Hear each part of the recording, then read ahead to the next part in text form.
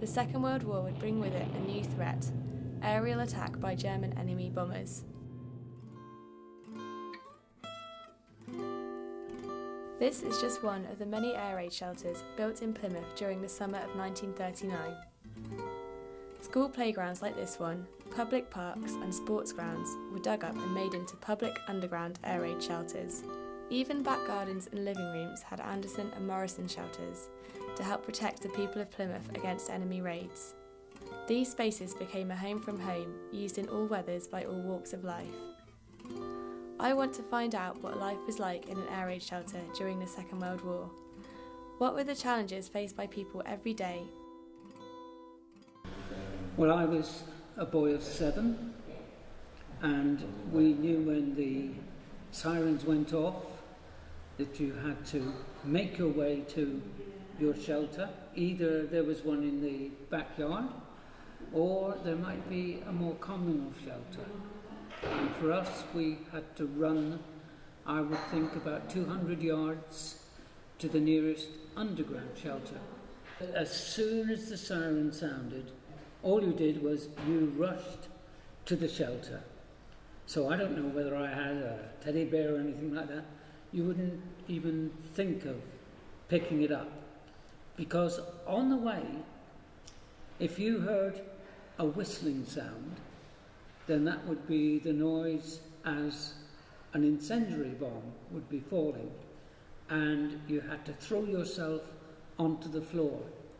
It didn't matter how mucky the lane was or the road, you just threw yourself down. You just had to move, and move fast.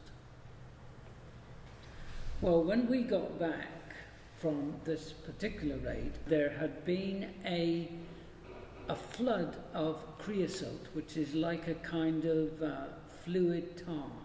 Worst of all for us was that with it being an underground shelter, all this creosote came down to flood into the underground shelter. I had to be dragged by my mother up the steps, which seemed like a waterfall trying to push you back. The effect upon my legs were that they stung like mad for days. There was no treatment. You couldn't go to hospitals or a doctor. In the Blitz, the demand upon hospitals was for those who were seriously wounded or dying. And so you just had to bear it. One of the snags with being in an underground shelter is that if there was any flooding, of course, it went there. If there was anything that hit the outside of the shelter, then you could be trapped. But you were less likely to be killed by a high explosive bomb because you're underground.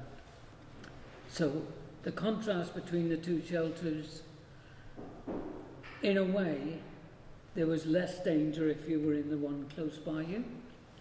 But if you got a direct hit, there was no hope.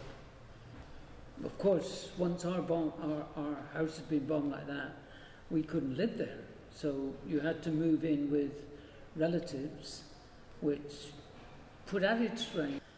They have their problems within their own family, and suddenly you've got another, in this case 2, who have to be accommodated. Plymouth was bombed very heavily during the Blitz. Over 1,000 people were killed in the city. The shelters saved many lives, but for countless people an everyday struggle continued. We may take for granted that when we go home tonight, we'll have a warm house to come back to and our family waiting for us. But for many people during the Second World War, this was not the case. They had no idea what they might find. Their whole house and all their possessions may have been destroyed, as well as the possibility of the death of friends, relatives and neighbours. This map shows the bombs that fell over just one night. Can you see your street on this map?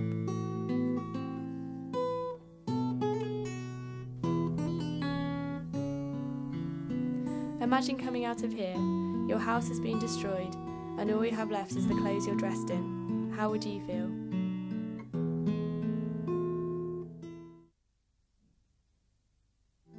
Plymouth was devastated by the Second World War, but its people pulled together, and although this tragedy will never be forgotten, Eventually, the city and its community were rebuilt.